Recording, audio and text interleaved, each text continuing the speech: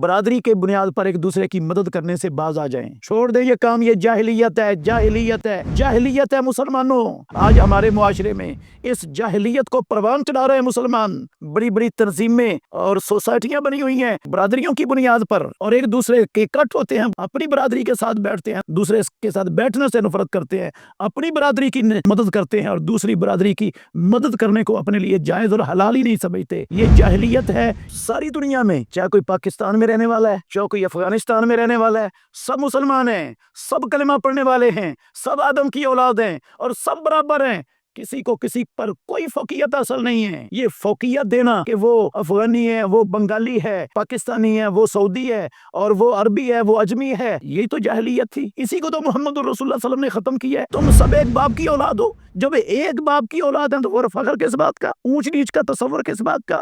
آپ صلی اللہ علیہ وسلم نے اپنے اس عظیم و شان خطبہ میں انسانی مساوات کا بھی درس دیا ہے۔ جاہلیت میں لوگ اپنی ذاتوں، اپنی برادریوں کی بنیاد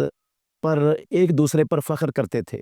جو بڑی ذات اور بڑی برادری والے ہوتے تھے وہ چھوٹی ذات اور برادری والے کو کمتر، گھٹیا اور حقیر سمجھتے تھے، اور چھوٹی ذاتوں والوں کے حقوق طلب کرنا ان کے لیے ایک معمولی مسئلہ ہوتا تھا، ان کے حقوق طلب کر دیتے تھے۔ اسلام نے ان چیزوں کو جاہلیت کے اعمال، امور قرار دے کر ہمیشہ کے لیے دفن کر دیا ہے، ختم کر دیا ہے۔ قرآن مجید میں اللہ رب العالمین نے ارشاد فرمایا، یا ایھا الناس، اے پوری کائنات میں بسنے والے لوگو، انا خلقناکم من ذکر و انثی، بے شک ہم نے تمہیں ایک مذکر اور ایک مؤنث سے پیدا کیا ہے، مرد اور عورت سے پیدا کیا ہے، آدم اور حوا علیہم الصلاۃ والسلام سے پیدا کیا ہے۔ وجعلناکم شعوبا وقبائل، تمہارے خاندان اور قبیلے بنائے ہیں، لتعارفوا، فخر کرنے کے لیے نہیں، اونچ اور نیچ کے تصور کے لیے نہیں، لتعارفوا، اس لیے یہ خاندان، قبیلے، کنبے، برادریاں کہ تم ایک دوسرے کو آسانی سے پہچان سکو۔ تعارف کے لیے ہیں یہ فخر کے لیے نہیں ہے، اونچ نیچ کے لیے نہیں ہے۔ ان اکرمکم عند اللہ اتقاکم،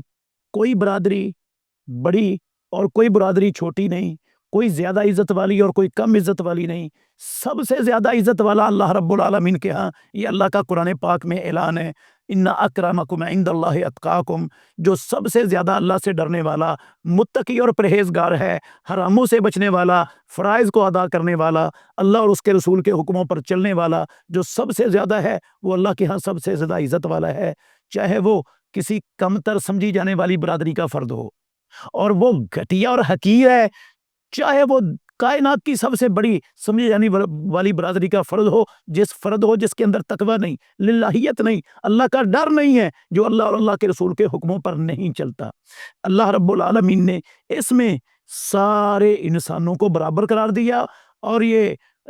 برادریوں کی بنیاد پر، کنبوں قبیلوں کی بنیاد پر، نسل کی بنیاد پر، رنگ کی بنیاد پر، زبان کی بنیاد پر، علاقے کی بنیاد پر تقسیم کو ہمیشہ کے لیے دفن کر دیا اور ختم کر دیا۔ امام الانبیاء محمد الرسول اللہ صلی اللہ علیہ وسلم نے خطبہ حجۃ الوداع میں کہا تھا، یا ایھا الناس، اے لوگو، ان ربکم واحد، تمہارا رب ایک ہے، وان اباکم واحد، اور تمہارا سب کا باپ ایک ہے، لا فضل لعربی علی اعجمی، کسی عربی کو کسی اجمی پر، غیر عربی پر کوئی فضیلت نہیں، ولا لعجمی علی عربی، اور نہ کسی اجمی کو عربی پر فضیلت حاصل ہے، ولا لاحمر علی اسود، ولا اسود علی احمر، کسی سرخ کو سیاہ پر اور کسی سیاہ کو سرخ پر کوئی فضیلت نہیں، الا بالتقوی، صرف تقوی کے ساتھ یہ فضیلت حاصل ہے۔ تو اسلام نے، رسول مکرم صلی اللہ علیہ وآلہ وسلم نے بھی ہمیشہ کے لیے یہ نسل پرستی، قوم پرستی، رنگ و نسل کی بنیاد پر، زبان اور علاقے کی بنیاد پر یہ گروہ بندی، اس کی جڑ کاٹ کے رکھ دیا ہمیشہ کے لیے، اور کسی کو اس بنیاد پر کمتر اور کسی کو حقیر سمجھنے کا ہمیشہ کے لیے دروازہ بند کر دیا ہے رسول مکرم صلی اللہ علیہ وآلہ وسلم کے اس فرمان میں۔ آپ صلی اللہ علیہ وسلم کا یہ فرمان بھی سب کو اپنی آنکھوں کے سامنے ہمیشہ رکھنا چاہیے، من قاتل تحت رایت عصبیت، جو کسی عصبیت کے جھنڈے کے نیچے آ کر، تعصب کے جھنڈے کے نیچے، چاہے وہ نسلی تعصب ہو، چاہے فرقے کا تعصب ہو، چاہے وہ رنگ کا تعصب ہو، یغضب لعصبیۃ، وہ عصبیت کے لیے غصے میں آتا ہے، یدعو الی عصبیۃ، عصبیت کی دعوت دیتا ہے، ینصر عصبیۃ، عصبیت کی مدد کرتا ہے۔ امام الانبیاء محمد الرسول اللہ صلی اللہ علیہ وسلم نے فرمایا فقتل، وہ یہ عصبیت کے لیے لڑتا ہوا، عصبیت کی طرف دعوت دیتا ہوا، عصبیت کی مدد کرتا ہوا اگر قتل کر دیا فمیتتہ میتۃ جاہلیہ، اس کی موت جاہلیت والی موت ہے۔ تو یہ مسلمانوں کو چاہیے کہ اپنے آپ کو جاہلیت والی موت سے بچانے کے لیے اس نسل، رنگ و نسل کی بنیاد پر، خاندانوں برادریوں کی بنیاد پر اور زبان کی بنیاد پر، علاقے کی بنیاد پر یا کسی بھی اس طرح کی تقسیم کی بنیاد پر ایک دوسرے پر فخر کرنا، ایک دوسرے کو حقیر سمجھنا، اپنے آپ کو اونچ سمجھنا، دوسرے کو نیچ اور کمتر سمجھنا، اس کو ختم کریں، اس کو چھوڑیں۔ امام الانبیاء محمد الرسول اللہ صلی اللہ علیہ وسلم کا محترم ناظرین کرام یہ بھی فرمان یاد رکھنا چاہیے، ان اللہ قد اذهب عنکم عبیۃ الجاہلیت وفخرها بالآباء، اللہ تم سے جاہلیت کے تعصب کو، نخبت کو لے گیا ہے، اپنے آباء و اجداد پر فخر کرنے کو اسلام نے مٹا دیا ہے، ختم کر دیا ہے۔ مومن تقی و فاجر شقی، اب دو قسم کے لوگ ہیں، یا پرہیزگار ایمان والا ہے یا فاجر اور بدبخت لوگ ہیں۔ انتم بنو آدم و آدم من تراب، امام الانبیاء نے فرمایا تم سب آدم کی اولاد ہو اور آدم کو اللہ نے مٹی سے پیدا کیا ہے۔ انسان کی حقیقت کو امام الانبیاء محمد الرسول اللہ صلی اللہ علیہ وسلم کے اس فرمان سے بڑھ کر کوئی واضح کر سکتا ہے، بیان کر سکتا ہے کہ تم سب ایک باپ کی اولاد ہو؟ جب ایک باپ کی اولاد ہے تو اور فخر کس بات کا، اونچ نیچ کا تصور کس بات کا، عصبیت اور تعصب کس بات کا ایک دوسرے کے لیے؟ اسلام یہ تعصب اور عصبیت، یہ جاہلیت ہے، اسلام نے جاہلیت کو ختم کیا ہے، مٹایا ہے۔ تو ہمیں چاہیے کہ ہم